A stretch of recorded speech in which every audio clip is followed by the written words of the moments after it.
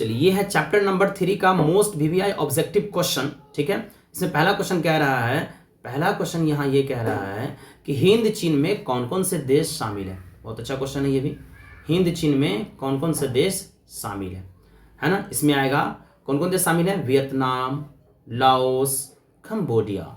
दूसरा question, Vietnam पर किस देश का उपनिवेश था, मतलब वियतनाम पर किसका शासन चलता था, तो याद रख लीजिएगा फ्रांस का। तीसरा क्वेश्चन, फ्रांस ने हिंद चीन पर नियंत्रण कब स्थापित किया, फ्रांस ने हिंद चीन पर नियंत्रण कब स्थापित किया, तो इसका आंसर होगा 1887 को। कब इसका स्थापित हुआ, 1887 को। चौथा क्वेश्चन चलते हैं। ठीक है, चौथा क्वेश्चन की तरफ हम बढ़ेंगे। चौथा क्वेश्चन क्या कह रहा है, टोंकिन फ्री स्कूल की स्थापना कब हुई। चौथा क्वेश्चन क्या कह रहा है, टोंकिन फ्री स्कूल की स्थापना कब हुई थी, याद रख लीजिएगा 1907 को। पांचवा क्वेश्चन कह रहा है द रेस्टोरेशन सोसाइटी की स्थापना किसने की, तो इसका आंसर याद रखिएगा फान बोई चाओ ने। फान चू के विचार के समर्थक थे। फान चू किसके विचार के समर्थक, मतलब किससे वो इन्फ्लुएंस हुए थे, तो याद इसका रखिएगा लोकतांत्रिक गणराज्य चाहते थे। वाह, अच्छा। उसका सातवां क्वेश्चन कह रहा है, सातवां क्वेश्चन इसका क्या कह रहा है, सातवां क्वेश्चन कह रहा है वियतनाम में राष्ट्रवादी आंदोलन के प्रमुख नेता कौन थे। वियतनाम में राष्ट्रवादी आंदोलन के प्रमुख नेता कौन थे। ठीक है, इसका यहाँ हो ची मिन। अगला क्वेश्चन कह रहा है फ्रांसीसी शासन का मुख्य उद्देश्य क्या था, तो फ्रांसीसी शासन का मुख्य उद्देश्य क्या था, आर्थिक शोषण। अगला क्वेश्चन, फ्रांस ने वियतनाम में किस फसल को बढ़ावा दिया। बहुत अच्छा, इसका आंसर होगा चावल।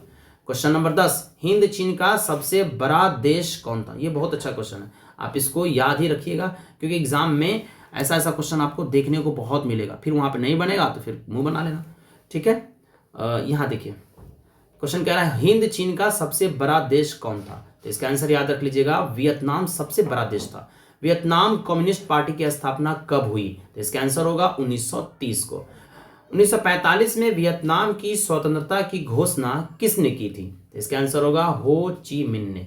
अगला क्वेश्चन देखेंगे, 13 नंबर क्वेश्चन देखते हैं। 13 नंबर क्वेश्चन क्या कह रहा है, बाऊ दाई कौन थे। 13 नंबर क्वेश्चन क्या है कि बाऊ दाई कौन थे, तो बाऊ दाई कौन थे बताइए, सम्राट का नाम है। ठीक है, बाऊ दाई कौन थे, सम्राट थे। चलिए, बाऊ दाई कौन थे, तो बाऊ दाई एक वियतनाम के सम्राट का नाम था। हिंद चीन में राष्ट्रवाद का प्रमुख कारण क्या था, तो हिंद चीन में राष्ट्रवाद का प्रमुख कारण क्या था, औपनिवेशिक शोषण होता था। फ्रांस ने हिंद चीन में किस उद्देश्य से रेल मार्ग बनाया, बताइए किस लिए बना होगा, व्यापार करने के लिए, उसके ऊपर उस टेरिटरी के ऊपर कंट्रोल करने के लिए। वियतनाम में हैजा फैलने का मुख्य कारण क्या रहा, वियतनाम में जो हैजा फैल गया था उसका मेन रीजन क्या था। बहुत अच्छा क्वेश्चन ये भी है। ठीक है, चलिए 16 नंबर क्वेश्चन हम देख रहे थे। 16 नंबर क्वेश्चन कह रहा है, एक मिनट, चलिए, वियतनाम में हैजा फैलने का मुख्य कारण क्या था, तो इसका आंसर होगा गंदा पानी। फ्रांस ने वियतनाम में शिक्षा का उद्देश्य क्या रखा था, बहुत अच्छा क्वेश्चन है, क्लर्क तैयार करना। वो चाहते थे कि अपने फैक्ट्री के लिए या अपना एक प्रकार का सर्वेंट या नौकर या क्लर्क जो उसका काम करे वो तैयार करना चाहता था। हिंद चीन में किसान विद्रोह का मुख्य कारण क्या था, हिंद चीन में, सबसे अच्छा क्वेश्चन है, क्योंकि भारी टैक्स देना पड़ता था किसानों का, इसीलिए किसानों ने क्या किया, रिवोल्ट किया था, मतलब कि विद्रोह किया था। चलिए अगला क्वेश्चन की तरफ बढ़ेंगे। 19 नंबर क्वेश्चन क्या था, कह रहा है जापान ने वियतनाम पर कब्जा कब किया। बहुत अच्छा क्वेश्चन है ये भी। चलिए, जापान ने वियतनाम पर कब्जा कब कर लिया, तो जापान किया 1940 में। वियतमिन संगठन का नेतृत्व किसने किया था, हो ची मिन। हिंद चीन संघ यानी कि इंडो चाइनीज यूनियन की स्थापना किसने किया था, इसका नाम है फ्रांस किया था। अगला क्वेश्चन की तरफ बढ़ेंगे, 22 नंबर क्वेश्चन की तरफ। ठीक है, 22 नंबर क्वेश्चन क्या कह रहा है, चलिए 22 नंबर क्वेश्चन को देखें अच्छे से। 22 नंबर क्वेश्चन, चलिए, फ्रांस ने हिंद चीन में किस धर्म को बढ़ाया था, फ्रांस ने कौन सा धर्म को बढ़ावा दिया था। ठीक है, इसका नाम याद रखिएगा, ईसाई धर्म को उन्होंने बढ़ावा दिया था। वियतनाम का उत्तरी भाग क्या कहलाता था, वियतनाम का जो उत्तरी वाला भाग था उसको टोंकिन कहते थे।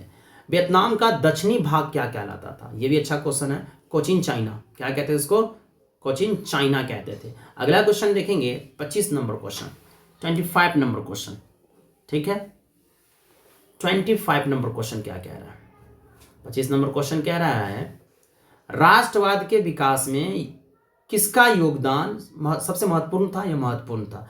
तो राष्ट्रवाद के योगदान में, राष्ट्रवादी भावना को पनपने में या उसको उजागर करने में या उसको प्रसार करने में सबसे मेन मुद्दा, सबसे ज़्यादा अहम योगदान किसी का था? तो शिक्षा का था, रोजगार का था, प्रेस है, साहित्य है, कवि है, कविता है, इस सब का था, मतलब कि टोटल था।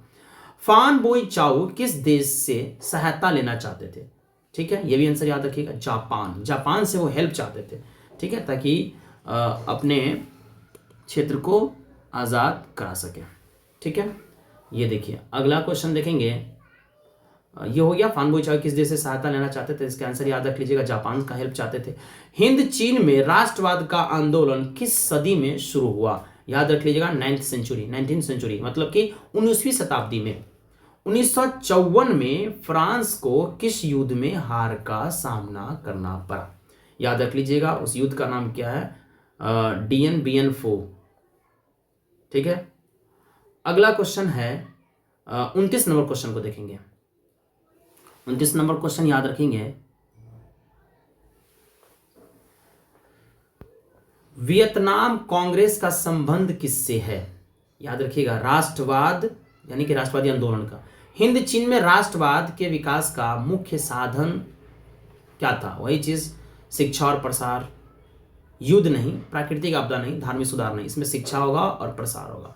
तो इसमें जितने भी चैप्टर था, जितने भी टॉपिक है, जितने भी इंपॉर्टेंट ऑब्जेक्टिव था, हमने उसको सॉल्व किया। आप इसको अच्छे से एग्जाम जाने से पहले, सेंटर पहुंचने से पहले इसको एक दो बार देख लीजिए, आपका काम हो जाएगा। Thank you.